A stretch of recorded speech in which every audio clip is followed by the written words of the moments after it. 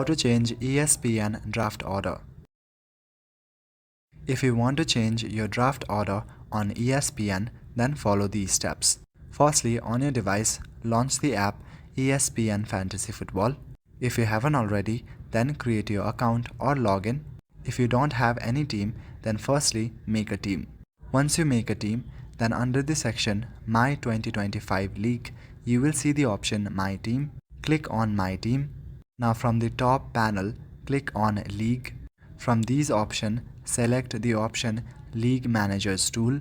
From here, select the option Draft Settings. Inside Draft Settings, you can change your draft order. At the bottom, you should see the option Draft Order. There are two options, Random and Manual.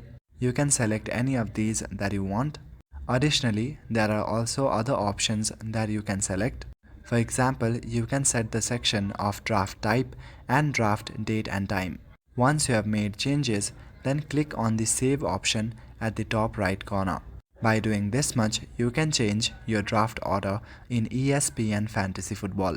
That's all for today. Thank you.